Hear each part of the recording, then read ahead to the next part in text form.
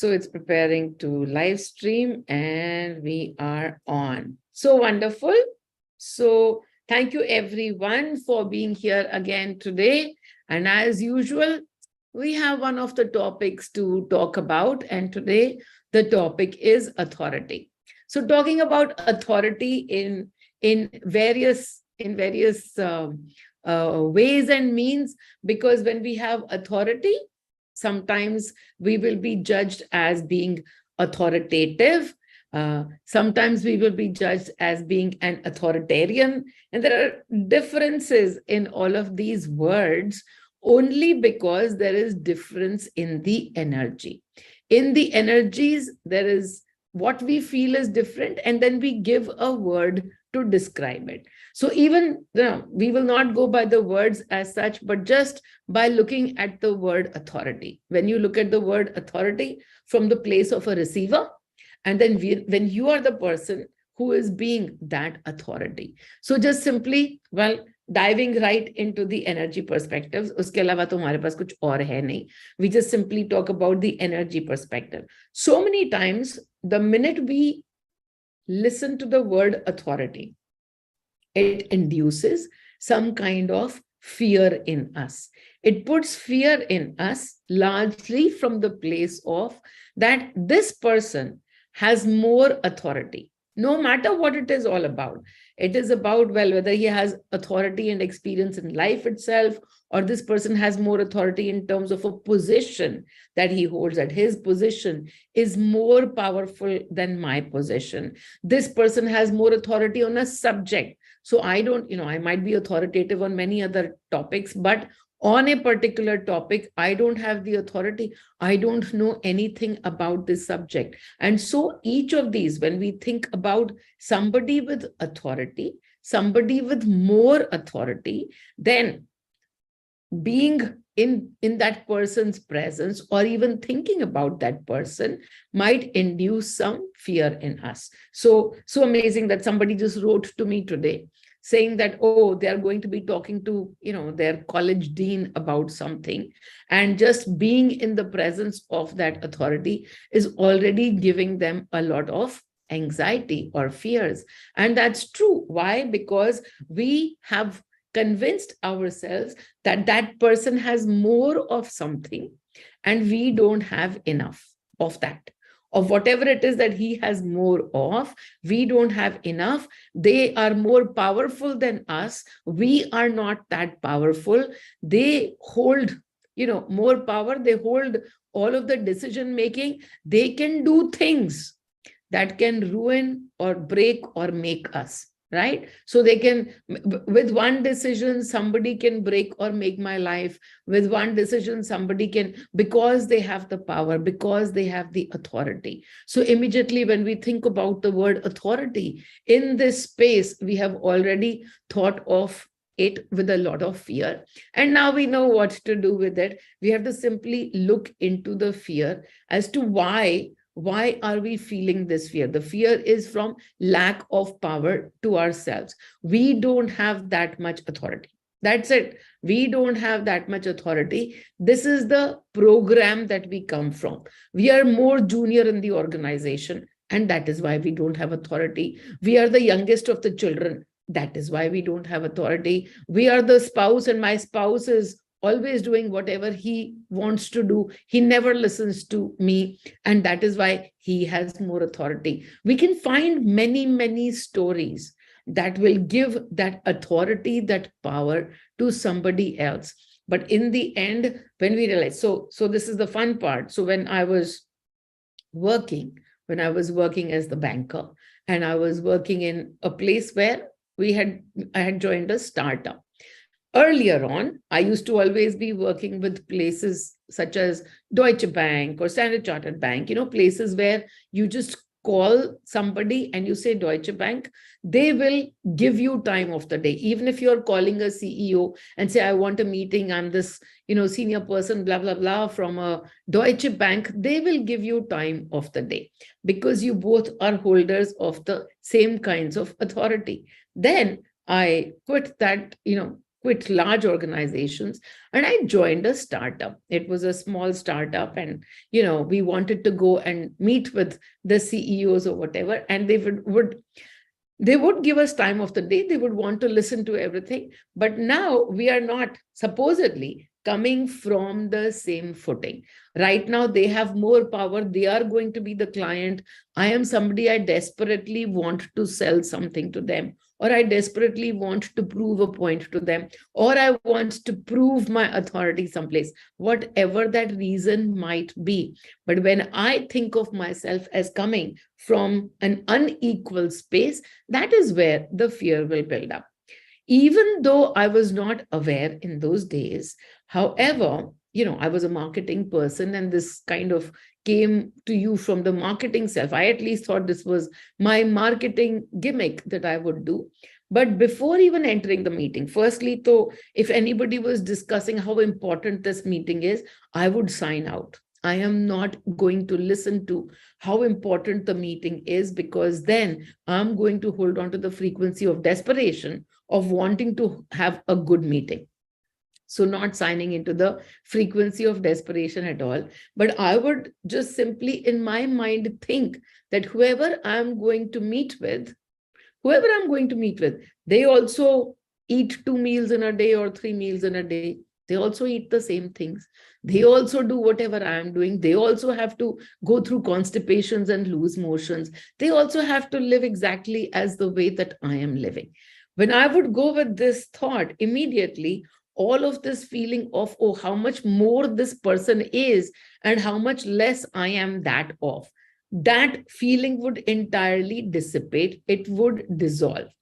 In my own way, though I was not in that aware space of saying, oh, I am releasing my fears.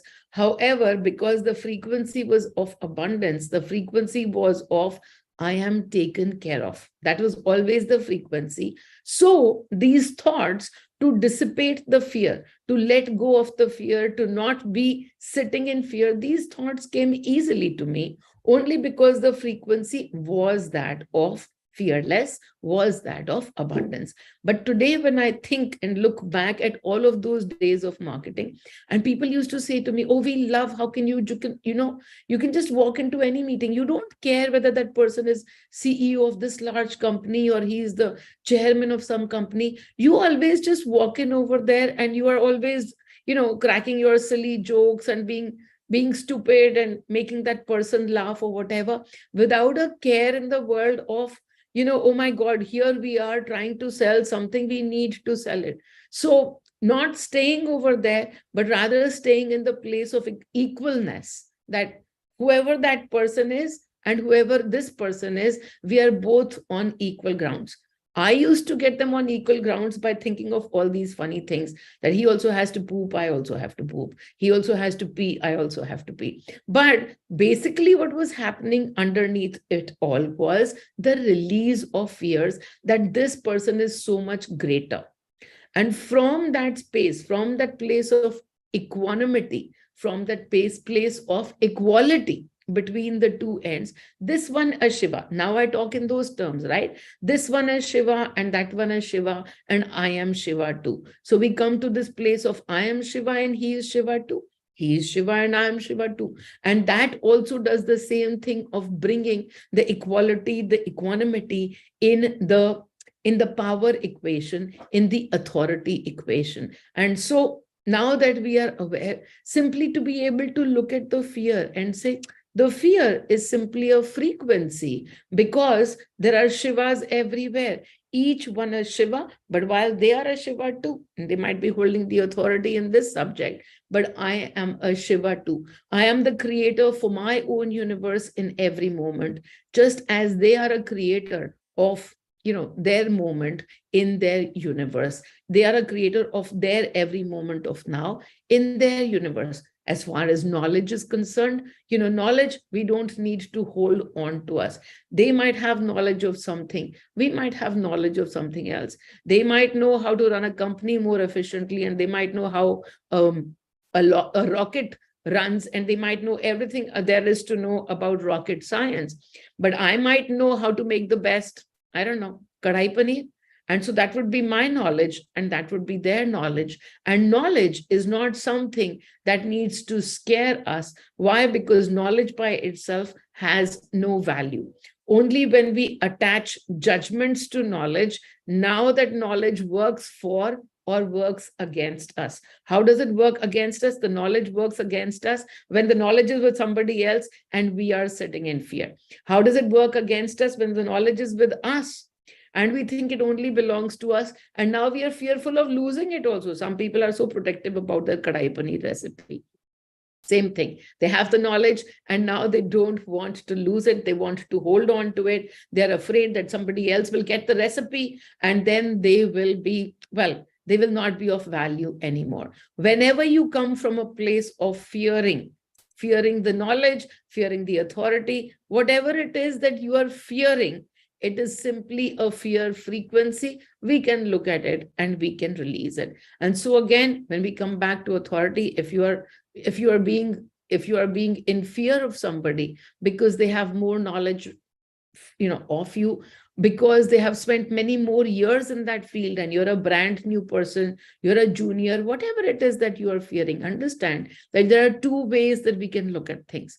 Either we can look at everything and be in fear of that person who holds more, or otherwise to be in this place where we think to ourselves, that person is my part of the universe. The universe is playing in my favor. So that person with all the knowledge has been sent to me so that I don't need to receive all of that knowledge. This person is here to help me. Either we can look at the outside mirror as an enemy, or we can look at the outside mirror as a friend. That is our choice. When we look at an outside mirror as an enemy, those are the kind of emotions of separation that we will be dealing with. The emotions of jealousy or fear or lack or anxiety or whatever it is, desperation, etc.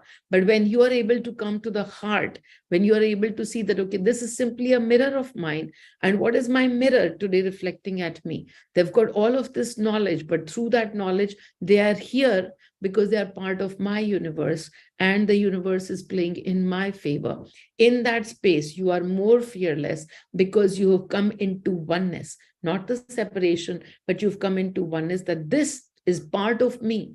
That outside person doesn't exist. That outside person is a part of me that has been sent to me to make life easy for me. Every person in the universe is here to make life simple for me. Every person in the universe is here to make life easy for me.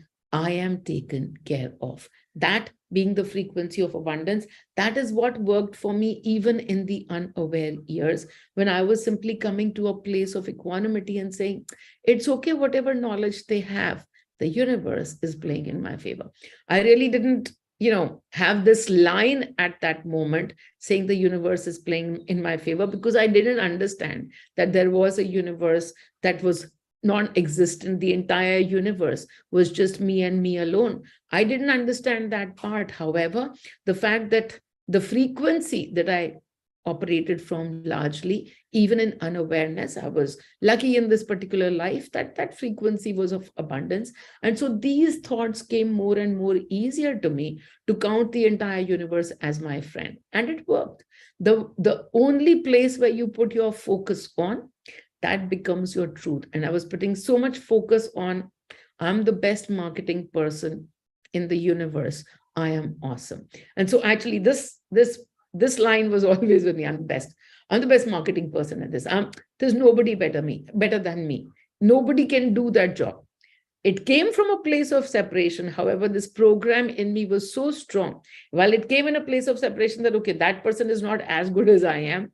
However, that's how we are when we are unaware, when we are looking outside and constantly sitting in states of comparison. However, even in that space, this particular program, this particular belief, this truth of mine was so strongly set that I am the best at whatever I do, that it constantly kept getting revalidated from the outside. And, we don't realize when we are unaware that it is only our energy that is creating our future, present, present, past, every moment. But even then, as the future kept happening, it only simply revalidated and revalidated that authority, outside authority, is okay. It is not to be feared.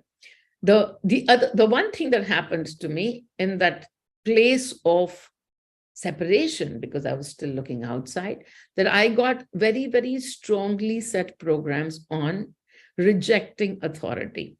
Still, that's my natural place to go to, to be able to reject authority. But today, I'm going to throw some light on that as well. As a matter of fact, the topic came up only because I was made to look at even my rejection of authority. Even that, where is it coming from? And just a few days ago, even the rejection, because anybody makes rules, and the mind of mine is the first one to start looking at ways to reject those rules. It comes from a place of masti, it comes from a place of fun, and I reject most of the times. I reject authority with ease. I break rules with ease, and I'm so happy to say that, that through the breaking of the rules, the judgments break as to what is right and what is wrong. And the judgments break, and it makes us more and more limitless. And so that is exactly what my teaching is as well, that the rules are there to make you look within. If the rules are creating fear in you, look within. If the rules are, now coming to the point that I was trying to make, if the rules are triggering you to say that you have to break the rule doesn't hold for you, it's great. The rule doesn't hold for you. You've accepted that and allowed that, and you are then, therefore, supposedly above all rules. Will you be breaking all the rules because now they don't hold for you? Well, when you come from the space that the rules don't exist, there is no need to break them either. Everything just happens in a flow. Sometimes you break them, sometimes you follow them. And all of these different parts of the universes, following rules, not following rules, none of them are important, because these are simply outside actions. If they haven't created a tremor inside you, if they haven't created a trigger inside you, there is nothing to do. You just simply keep moving on. When people say, oh, you don't really follow rules, and I say, no, I do, because I wear clothes every day. And that's part of following the rules, because the society dictates that if you come out, you must be wearing clothes.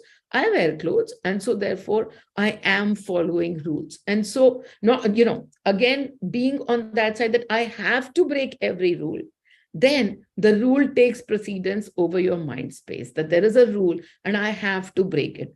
I don't have to break it. I have to follow rule. The minute you say have to any part of your life, you have to do only one thing. You have to look within to see what space are you coming from. You have to. Well, not really. You don't have to look within, but maybe you want to look within only because this is this is simply a program that will take you to a trigger. So my trigger, well, that every time there's a rule that is created, or there's an authoritative person who comes in front of me, somebody who has more authority, it's great. They're playing in my favor. However, if they create a rule, then that becomes the moment that I have to look very strong and hard at it to see whether I really do want to follow that rule or I don't want to follow the rule. I look at every rule to look at my choices and say, really, do I have to follow the rule? Does it make sense to follow the rule? What is the rule for? Is this rule coming from fear, or is this rule coming from masti? If it is coming from fear, for that person, that's okay. It can come from fear for them. And I have choices of which frequencies I want to sit in before I follow a rule or I don't follow a rule. That person is authoritative.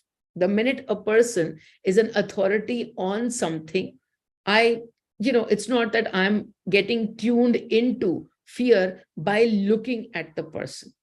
Even sometimes when there is an authority, let us say there is a tax authority, and I've discussed many times over about how income tax authority has always been this thing, like, how money will keep giving me instructions saying, okay, don't pay your taxes this time. Don't pay your taxes on time. And then when he does that, and I'm sitting and following guidance of not paying taxes on time, I get to see several fears of mine, sometimes as to what the tax authority will do to me. But most of the times, what will Sudhanshu say to me? And it's just simple, that these are simply fears of mine, and I have to release them.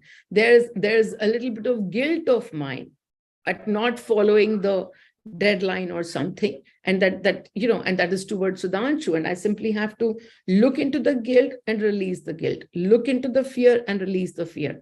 And I always work within more before I do any action outside. And so for that reason, I even shared this as to how many different times when I simply kept working within, releasing my fears, releasing my judgments, releasing a word called taxes. Because what is taxes? It's just some name that we give to money. And the money comes and the money goes, and the money goes and the money comes. And we keep giving different names to it. Sometimes we call it debt, sometimes we call it taxes. They keep going to different people, but money comes, money goes, it creates triggers. And so, because I tell all of you, and I do the same work myself so much, that if something is giving you triggers, take a look within. So money for long has stopped triggering me. And so for that very reason, every time I would think about taxes and say, okay, let the deadline go. After I worked on myself, on the fears of the deadline, what will happen? I will have to pay a penalty. Oh, what is penalty? Penalty is just another word for some money. Again, some more money. And so if the money has to go to the tax authority, I'm going to send it with joy, no matter what the word is. If the word is penalty, I'm going to pay the penalty, sitting in the frequency of joy, because that is up to me. Whatever it is called is not up to me. Taxes or whatever, the word is not up to me. But how am I going to react at the word? The word taxes, what am I going? I have to fill up so much taxes. Oh my God, so much taxes the government takes away. When I keep sitting in that frequency of this is going away from me, it is being taken away from me, that taxes belong wherever they belong, but that frequency belongs to me. And so, each time we've talked of frequencies, and now as we talk about the tax authority, anytime that you think of authority, and if there is going to be a give and take to an authority, you will give whatever you give. However, as you give, can you be in the place of joyfulness? Being in the place of joyfulness will create more joy for you. The money will come and the money will go. We leave the money here and then we will go. However, we will be taking our frequencies with us. And so in that place of looking at an authority and that's demanding money from us, what place are you going to sit at? So that's another part of authority. And what does it create in us? It creates fears in us that, oh, this is an authority and now we have to do this, and now we're not following the rules, and now we're not doing this. The rules, even if you are breaking them, just simply go take a look at what is it that you are experiencing as you are breaking the rules. Because the rules, whatever the rules exist, in every organization rules exist, in every family rules exist, and we are constantly breaking them. Most of the times, as we are breaking the rules put out by a authority figure in front of us, most of the times when we are breaking them, we are feeling fear and guilt. We are feeling fear and guilt in some parts or others. So that's the frequency at work. When some authority has put out an authoritative statement for you and you're not following it, you might be sitting in fear, you might be sitting in guilt. Please take a look and you know what to do with it. You can release the guilt and you can come back to equanimity about the authority there is. Okay, now just the differences between kinds of words, and it's so beautiful, the play of words. So there is somebody who is an authority on something. That person is authoritative, right? Like he's very authoritative in his leadership. And that means that he's authoritative, he knows what he's doing, and we talk about it in a very, positive sense, I think. And then there is this other word called authoritarian. And when we talk about authoritarian, then it's almost kind of a dictatorship at work, that, this person doesn't listen. He's just using his authority and doing this and making rules and whatever it is. Whether we call the person outside of us, whether we call him authoritative, authoritarian, whatever, other words that come to mind about this dictatorial, blah, blah, blah, we can look at everything that person is. But the question is not about that person. The question always comes back to, when that person is being authoritarian, what is it that I am feeling? What is it that I am experiencing through those authorities and the ones that who are putting the rules for me? Am I feeling the loss of my freedom through somebody else making the rules in my life? If I am feeling the loss of my freedom, I am the one who has to take a look within. In every organization, there are so many people, and it might be the same rules for everyone. But how everybody takes those rules is simply a function of one thing: their own energy field. That's all that it is. Some people are totally easy with the way the rules are. Some people are always carrying around, oh, I don't want to break any rules. I always want to follow rules. I always want to do this. I should not ever be caught on the other side of law. We have to follow all rules. Rules are made for a purpose. Can you only imagine how much fear that they are running, in their hearts, for them to be so scared of something called a rule? So if you are one of those people who's constantly feeling so afraid, then simply take a look at what makes you sit so much in the fear frequency. This is your frequency at work. And so the more you are afraid of rules, the more they will show up and make you more afraid. Maybe 5 of them you will break unconsciously, inadvertently, and then now you will be even more afraid that you broke some rules, but you will be even more afraid. That's the point of, if you are afraid about authority, if you are afraid about laws and rules, then you are sitting in a lot of fear. If you're not fearful of laws at all, and now you're on the other extreme of it, which is a rebel, and the minute somebody puts in a rule for you and you want to break it, that would be me in my earlier years.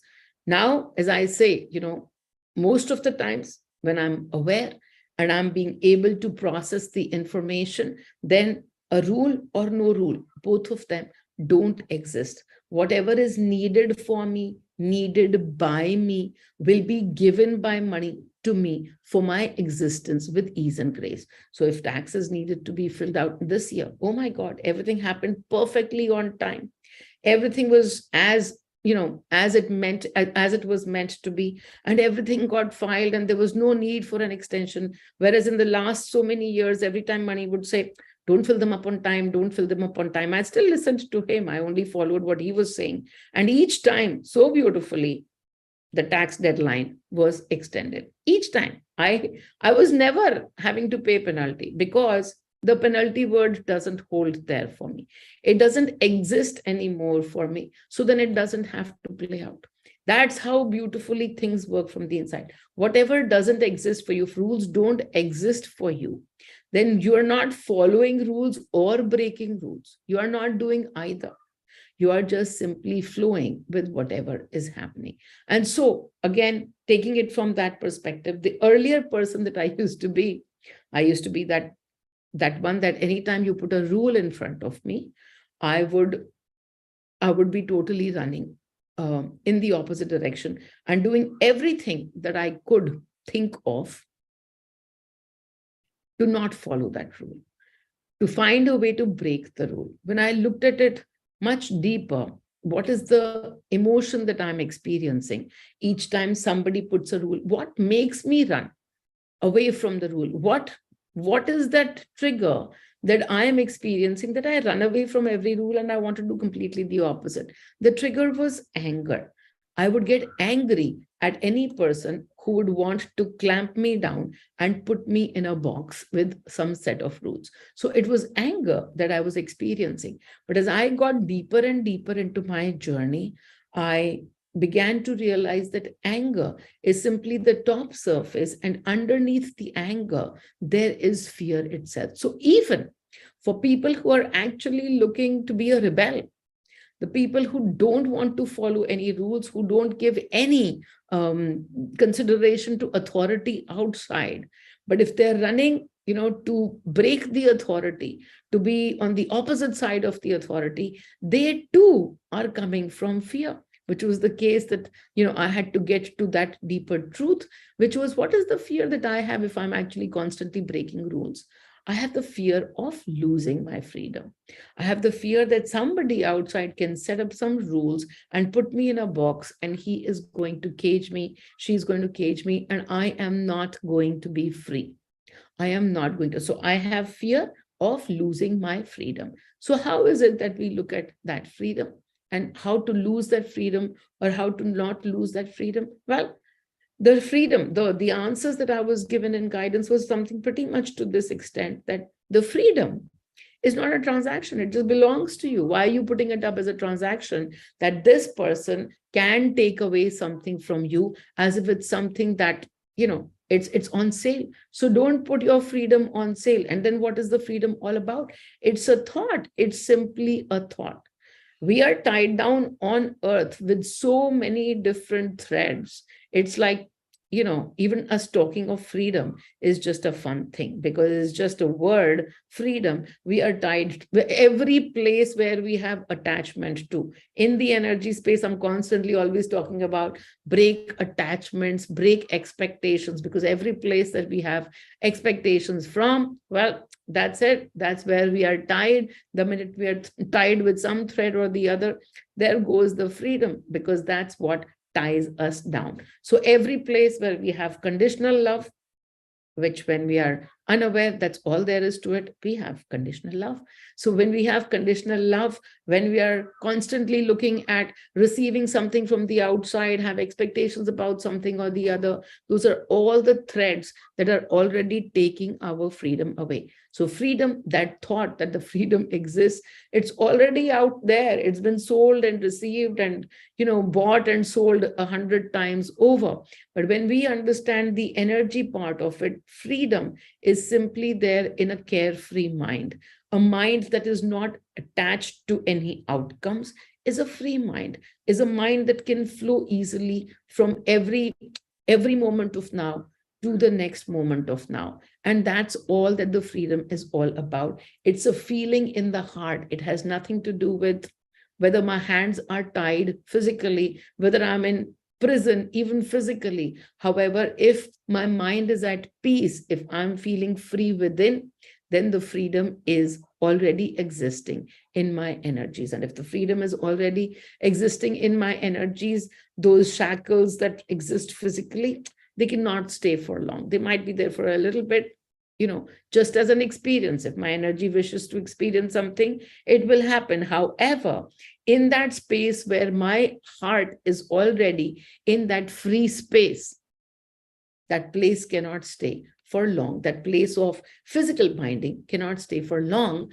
And so that fear that anybody can bind me, that my freedom is up for sale, that anybody can take it away from me, that fear itself needs to be released. Life just is. It is a series of experiences. So whatever is the experience we are having in the moment, that's all that life is in the moment. The minute we have expectations, even from future, that's when the freedom starts to go away. But talking about the authority, if there's an authority out there that you wish to rebel against, how many ever times you're looking at rebelling outside, please understand that there is nothing outside. This is simply a part of you that you haven't accepted, and you are rebelling against your own self. There is nobody outside. Nobody else can be rebelled against. Parts of you that you have not accepted, the parts of you that you have not allowed, the parts of you that you are still rejecting, those are the parts that you are walking away from. Those are the only people that that's the only space that you're walking away from yourself.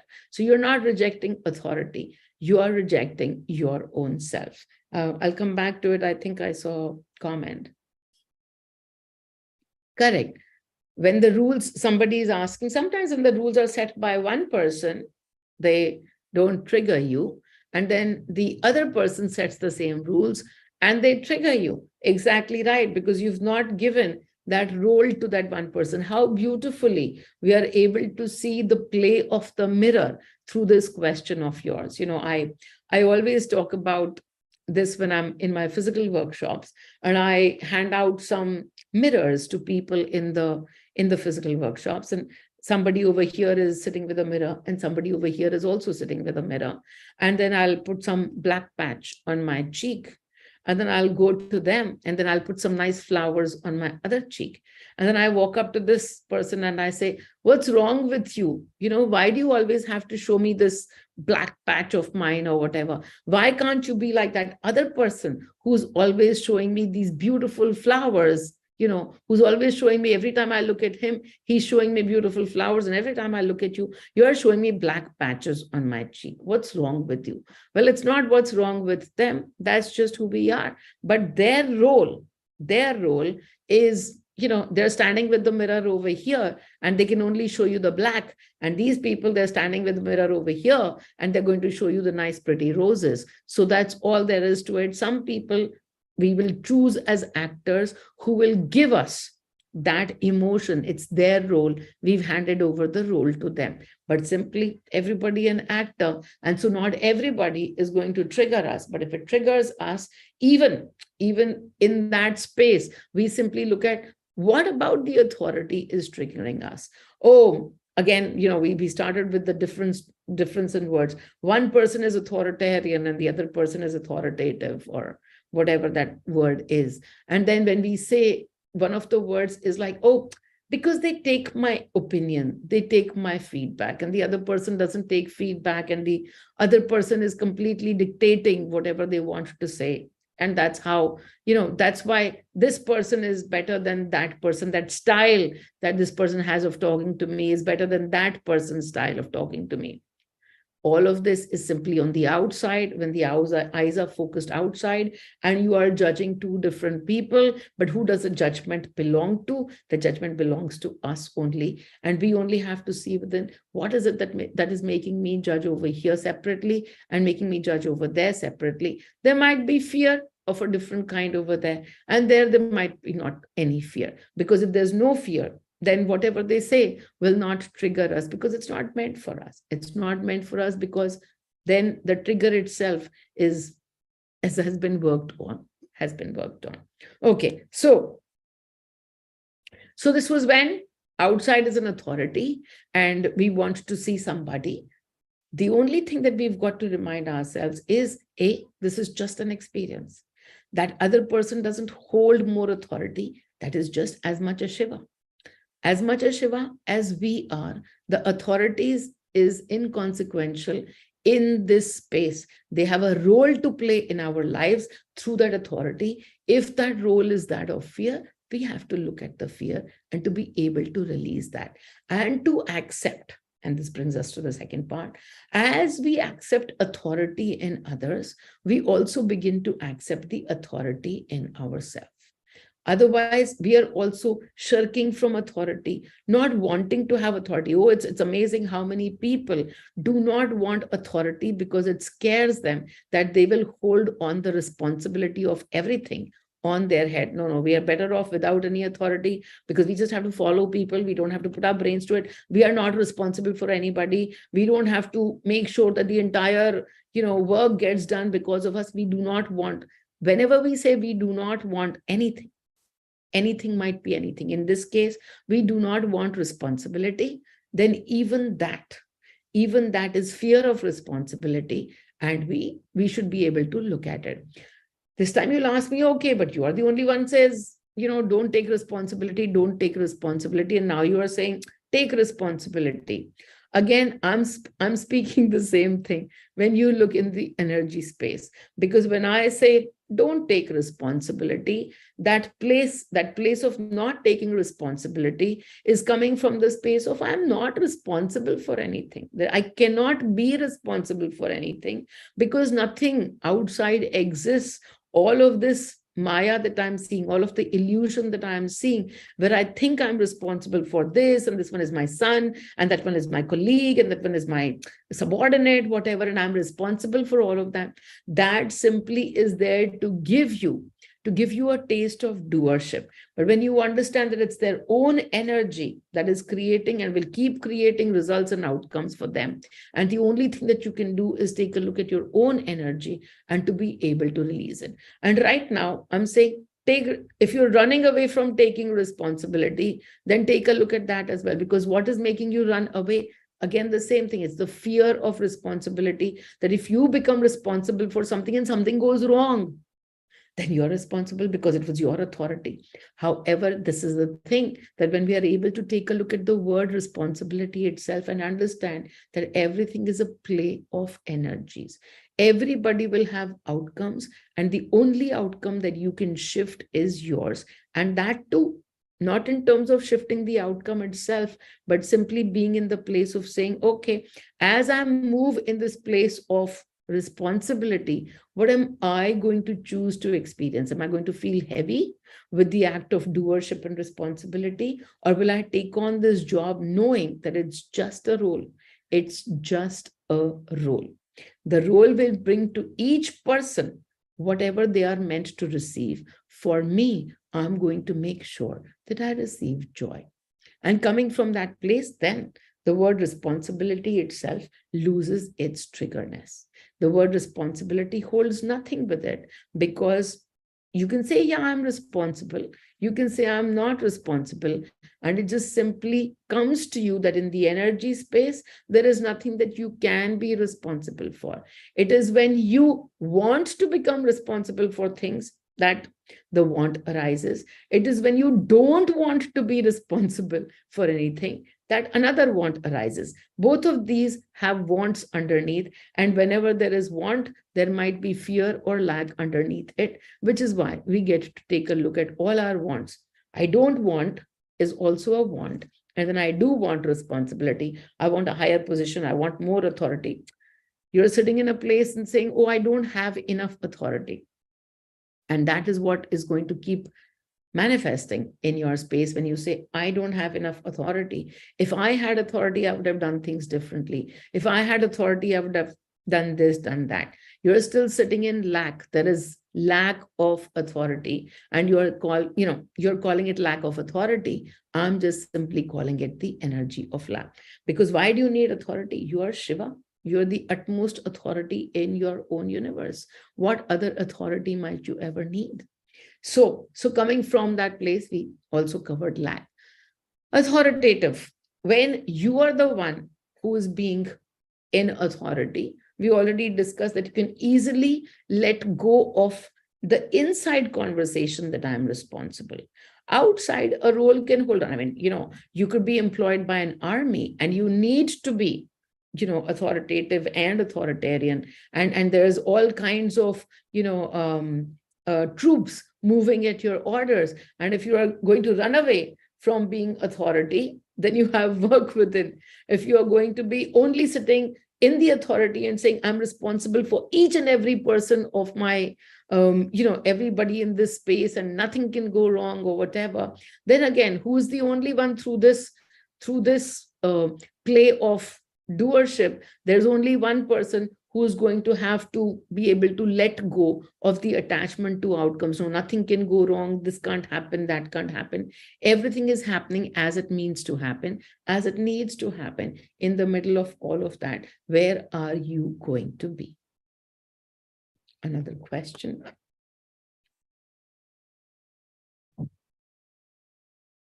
Yeah. So what if I take responsibility? There is fear of going wrong. And when I don't take responsibility, I feel worthless. So I just spoke about that when you sit in the place of running away from responsibility or authority or whatever that somebody is giving, when you're running away, that's because you are fearful of what if something goes wrong. But when you are sitting in that role and saying, no, I need to do this and I need to do that, and then everybody is going to follow my plan and everything has to happen as per my plan, then it might or it might not, and it will cause you all of the triggers inside when anything happens, which is not part of your plan. However, the question that you put out over there, that when you don't have authority, then you feel worthless. How beautiful. But we already kind of spoke about it a little bit in the sense of, why are you putting your worth out there up for sale with a role? A role. Whatever role you are playing, whether you're the CEO or you're a mom or you're a spouse, you're a beggar, it doesn't matter. Each of these are costumes. And if you've gotten so entrenched in your role, then it is bound to give you, as soon as the role is taken away. And we know of this through so many instances. People are very powerful in their work, and they become just so entrenched in that I have this power. And then one day they retire. And then one day that they retire, that's it. All the power is gone, because the power wasn't to them. They didn't feel the power inside of them. They were sitting in a seat of power, and it's gone. And then they feel worthless.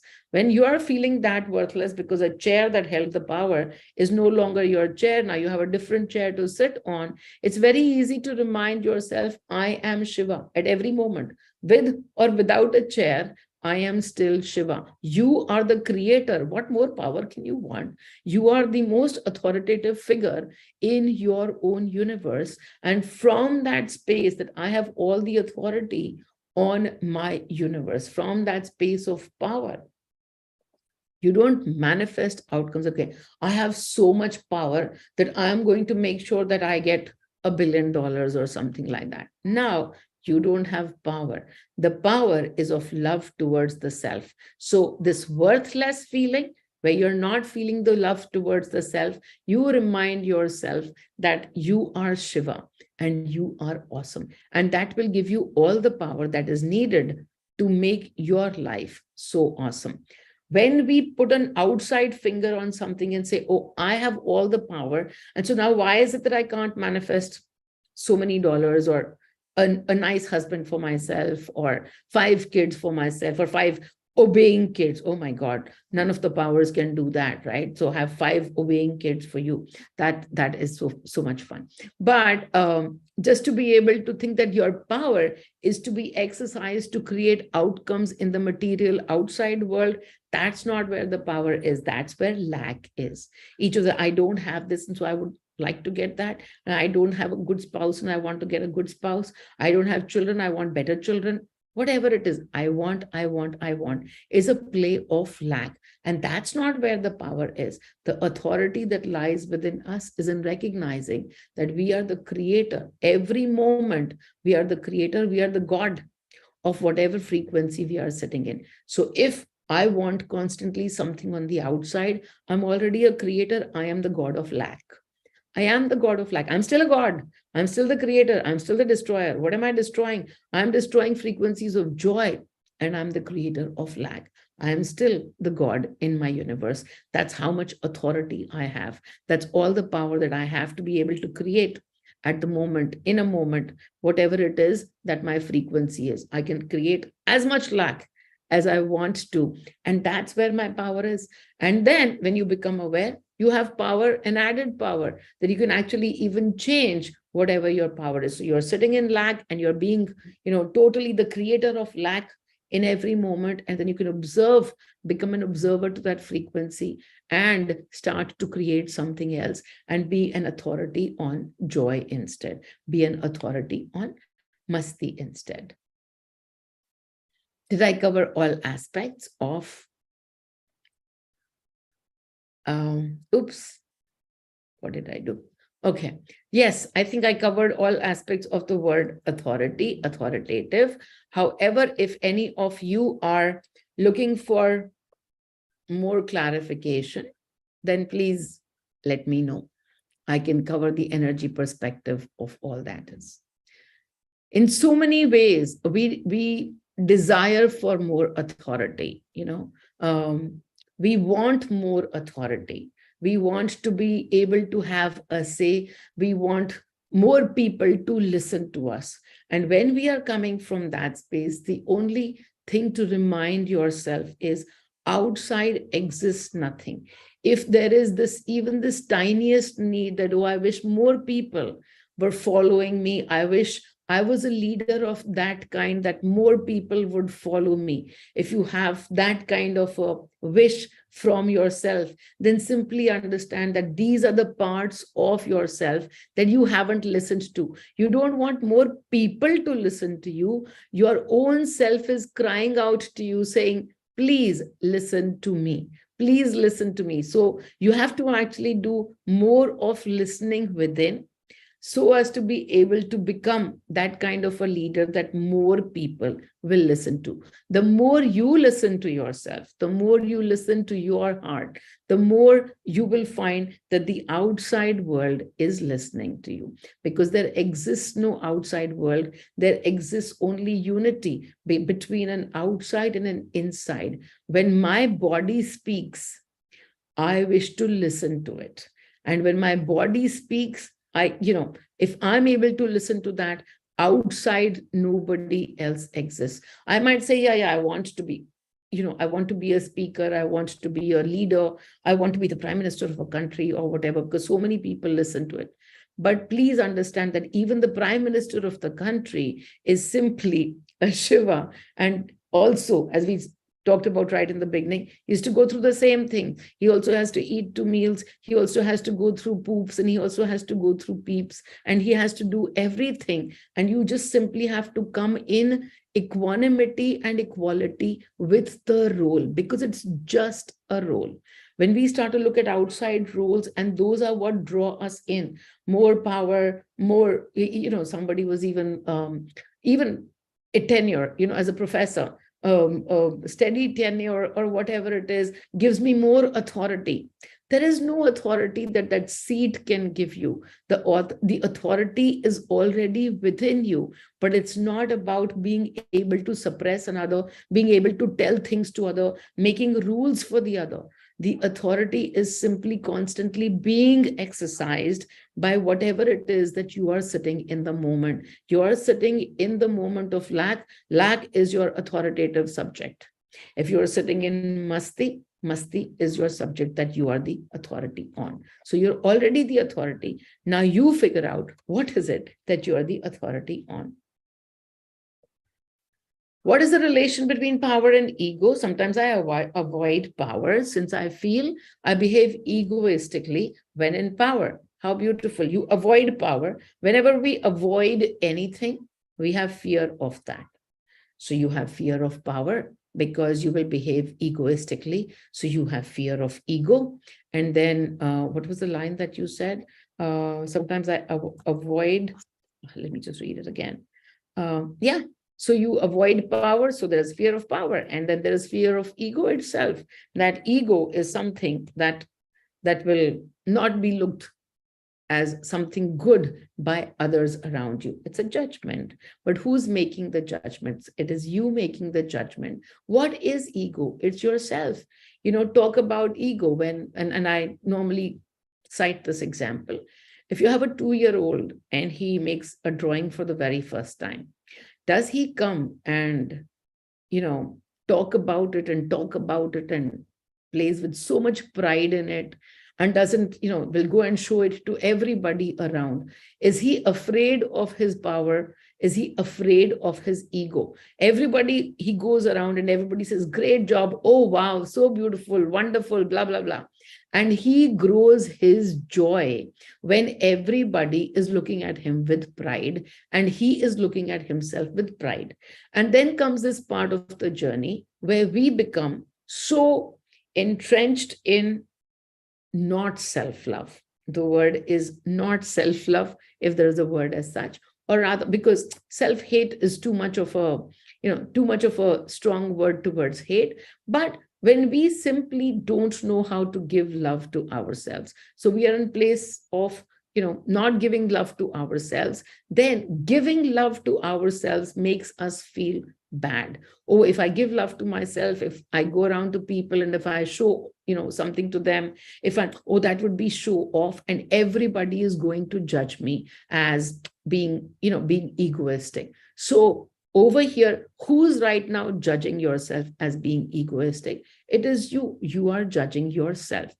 If you can let go of your judgments, I have many, many processes. I don't know, Kanchan, I'm seeing you probably for the first time, but I have many processes, and positivity process is one of the easiest one to follow, and you can find it on my YouTube channel. But the positivity process is simply to be able to look at your fear. So right now you're even fearful of feeling joyous about whatever your accomplishments are, because your judgment that when you talk about your accomplishments, people are not going to be happy. There exists no people.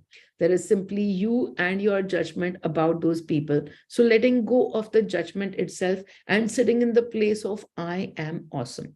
With this accomplishment, without this accomplishment, I am awesome. It's my go-to mantra for everything, because I am awesome reminds me of the creator of the power that I am. I am in my universe, the creator of my entire life, not just this life, all so many different lives in so many different realms, but I am the creator. And right now, being the observer gives me even more power to change wherever my life is going. I can change it simply by taking a look at the emotions that I'm sitting in. You, with this question, you show me fear at two different places. Fear of power, because that'll change you. So that is the fear of power. And then fear of what the others will judge you as. The others will judge you as an egoist. There is no other. You are right now judging yourself as an egoist, and you are fearing your ego. When I was fearing my ego, I've done that path already, and I talk about the story many times over in many of my webinars. I was extremely, I was an investment banker, and part of the role over there is to be, I don't know, it's to be boastful. You always boast about the deals you've done. And so everything came really easy. The boasting came easy, the joy came easy, blah, blah, blah. And I was always, as I said, I was always telling myself, I'm the best. I'm the best, not just investment banker. Before that, I was another kind of, I was a corporate banker. And before that, something. But wherever I was like, I am the best in whatever I do. And it already came to me. And so boastfulness also came to me. However, when my journey, this inward journey started, somebody told me, oh, ego. Oh my God, ego is like the worst thing. It stops your spiritual journey. And this happens and that happens. And when they said that, I didn't understand ego, but in that moment, I thought I understood it. Like, oh my God, this is all about pride, and you shouldn't be proud, because humility is all there is to being a spiritual, humble man. And so I was, so that evening, I sat in my temple and I had like tears streaming down my face. And I begged to Shiva. This was initial parts of my journey. So I begged to Shiva and I said, I surrender my ego to you. And this, I didn't even realize, but this ego is going to stop my spiritual journey. I'm never going to move anywhere. And so, oh my God, what a mistake. And oh, bloody hell. And so I surrender my ego to you. But please, when I wake up tomorrow, my ego is surrendered. Please make sure that I don't have ego tomorrow. And with that, I actually was so upset over this, that how could I be so foolish, and how could I be so boastful and have these energies of pride, when that's totally against the very spirit of being spiritual. So I went off to sleep, and then somebody in Delhi actually called me after about, almost at midnight, and I was fast asleep now.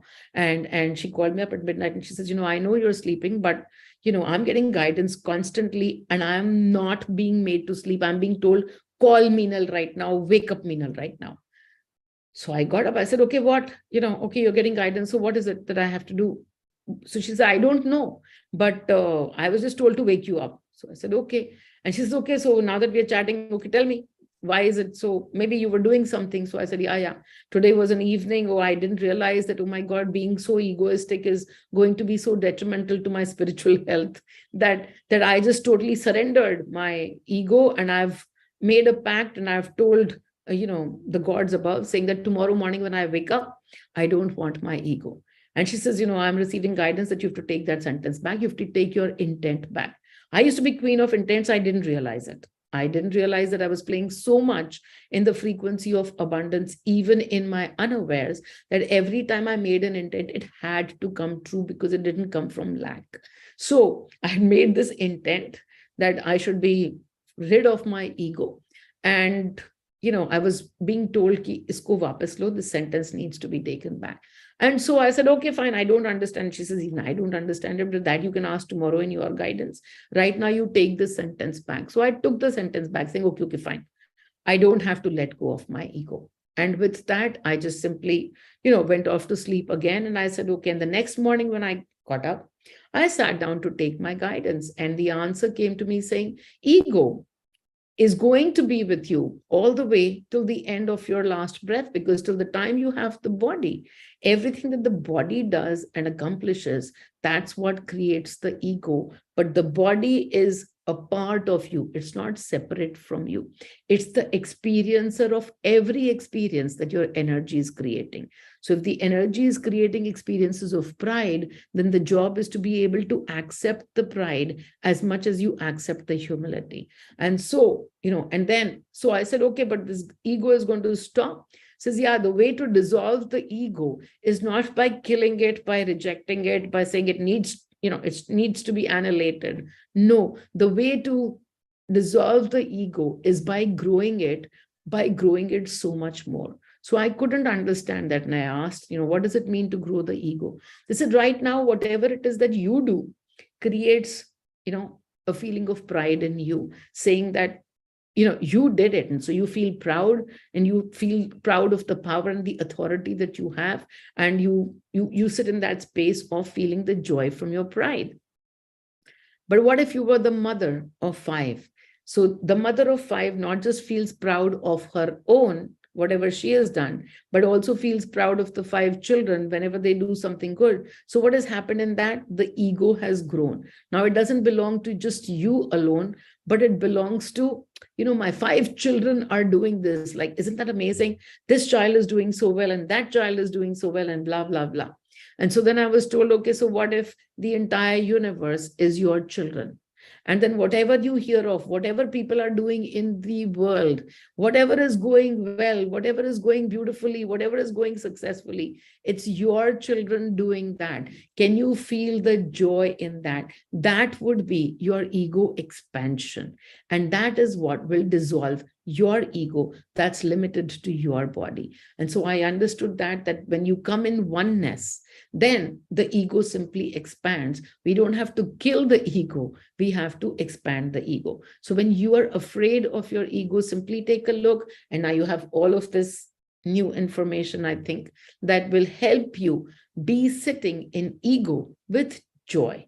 And then you can expand the ego to every time anybody does anything, and it comes to your notice, and it's something that feels wonderful, then let your ego expand, knowing that whoever did it is also you only. That's just you and your mirror outside. So there is nobody outside. Everything that is happening in the world that is beautiful, well, you can take the credit for it and expand your ego. Okay, then we have, what if the attachment is giving fear on and off, and you're able to observe it and you're able to release it too? What if matlab kya? That's life. That's an aware life. In aware life, you will have some experiences. When the experience happens, you will experience the frequency of that moment. So the experience of that moment is, let us say, fear. Then the fear has happened, but that moment will get observed within the next moment, and the fear will be released. And that's how you live an aware life. So there's no what if. Then the next moment will happen, and the next moment will be observed, and the next moment, and the next moment will be observed. And then you're releasing it. So bas na, to jahan pe release ho gaya, now you are no longer sitting in whatever it is that you were sitting in earlier. And then maybe another moment will come, and you'll again go back to sitting in the fear. And then again, it'll be observed and it'll be released. That's how an aware life is lived. It is not that once you release, it will always, the fear will be released forever and ever. It's a frequency. It's in the air. When people around us are sitting in fear frequencies, we'll also go and sit in fear frequency. Why are you afraid of fear itself? It's just a frequency. Everything is just a frequency. So not being afraid of fear, because you can change the frequency. It's just a frequency. So what if you're able to work on yourself? Buzz, that's the end of the story, at least the end of that story. That's how it works. Okay. All right. I think we are good to go. All chat questions. Has everybody, Kanchan, have you understood whatever little I wanted to explain to you? And Priyanka and Ritu and whoever. Okay. All right.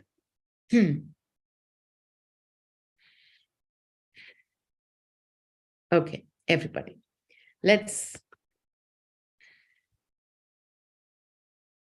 take a deep breath in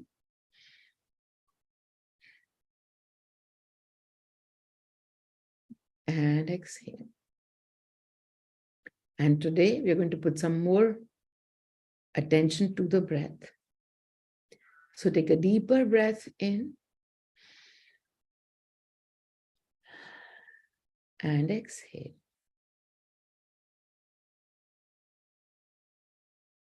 Still keeping the attention on the breath itself. Take an even more deep breath in.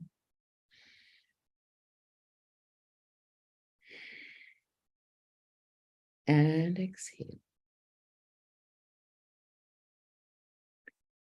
And you'll notice that even just such a small thing of taking a conscious, aware breath simply starts to bring you to a little bit more peace, a little bit more calm. And so, staying there with the breath, keeping the attention on the breath.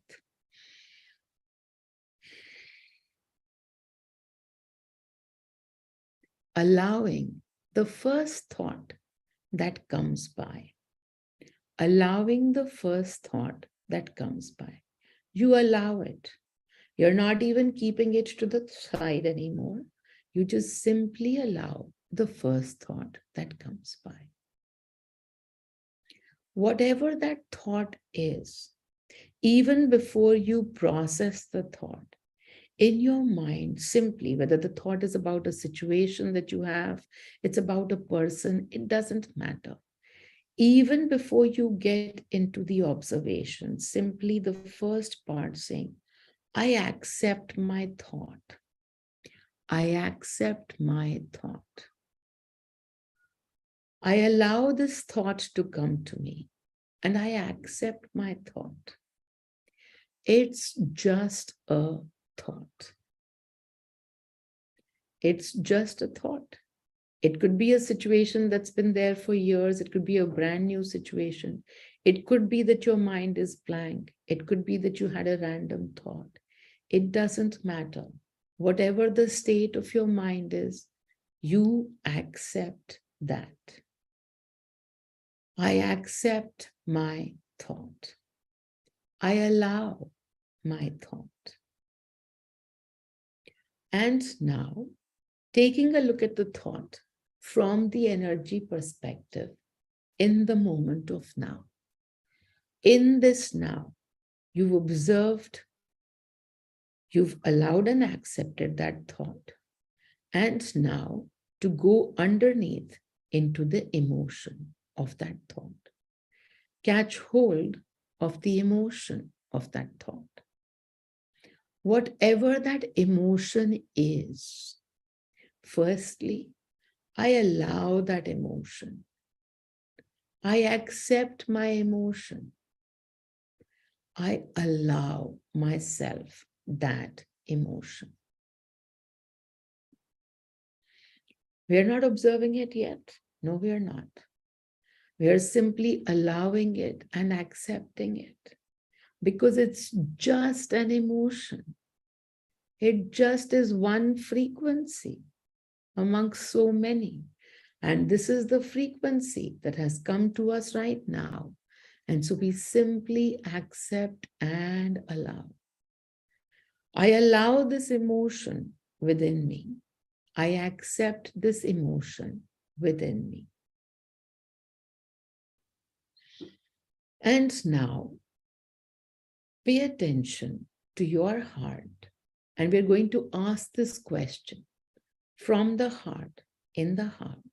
We ask this question, where in my body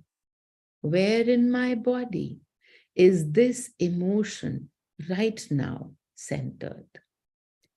In my body, where is this emotion right now residing? In my body. You might come to an answer. There might be some pain someplace, and you might come to that answer. It might be an organ. It might just be some soreness in the body that you feel. It might be some stiffness. It might be some discomfort that you might feel in that place in the body. Simply ask again to yourself, to the heart, where in my body am I housing this emotion? Whatever answer comes to you, simply move your breath to that body part. What does that mean? Simply breathe. As you put your focus, your inward focus on that body part. Simply even imagine that your breath is reaching that body part.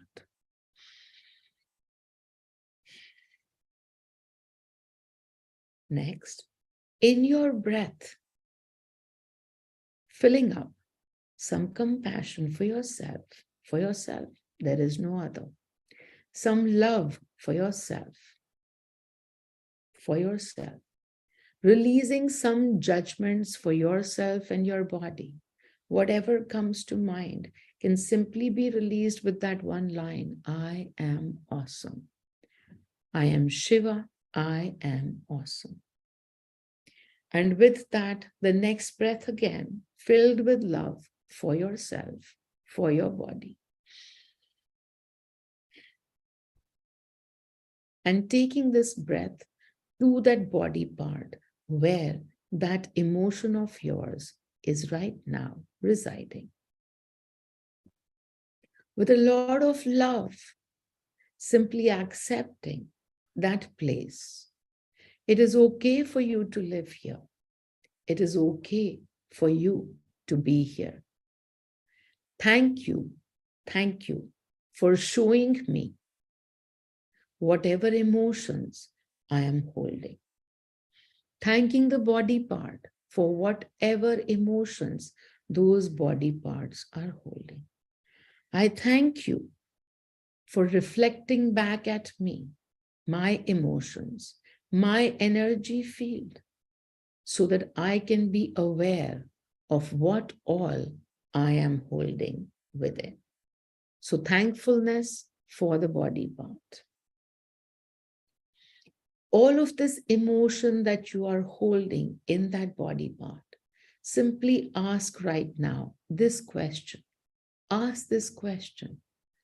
Are you ready to be released? Are you ready to be released?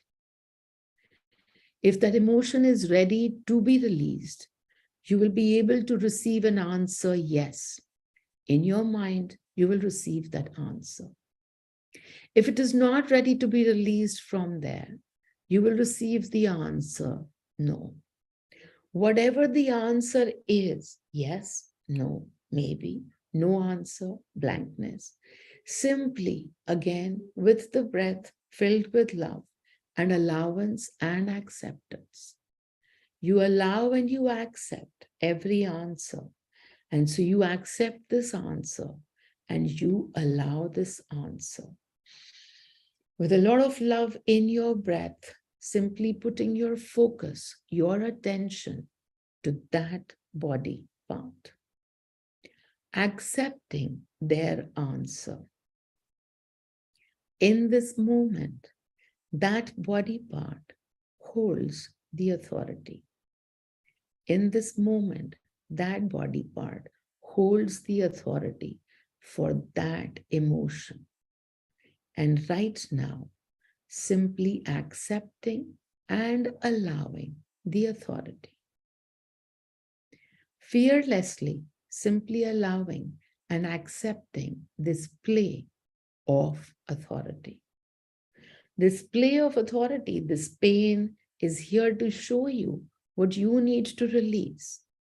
And so, thankfulness for this authority as well as it got shown to you. When some body part takes over in pain, all of our focus is taken to that body part.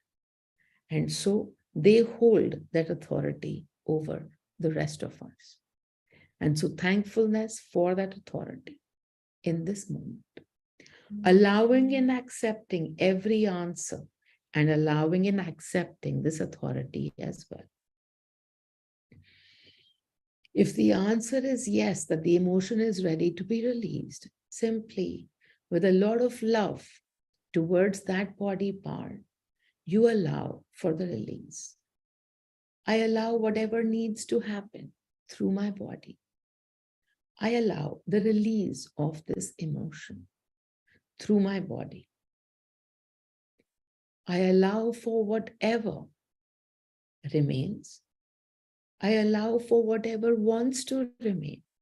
I accept and allow that too.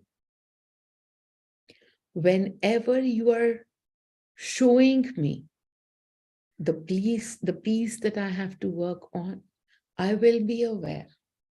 Whenever you wish to show me whatever energy I have to work on more to let go of that emotion, I am aware. All of the guidances will come to me as and when they need to come to me. I am aware. I am the conscious, aware creator in this moment. And all the guidances that are needed by me are flowing to me with ease and grace. And so, even if something is not released today, I am ease and grace. I am the frequency of ease and grace, and it will come to me whenever it is needed. So I allow for every answer. There is no rush to do anything. There is no rush to be anything. Everything in pure love. My allowance in pure love. My acceptance in pure love. I thank my energies. I thank my body for all the experiences that they are bringing for me.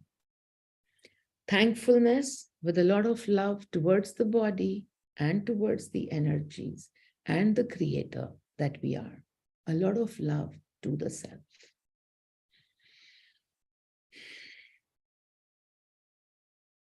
If you wish, you can hug yourself now. Be thankful for this body, for every experience, for the emotions displayed through the body. Thankfulness for everything. Om Mani, Om Mani, Om Mani.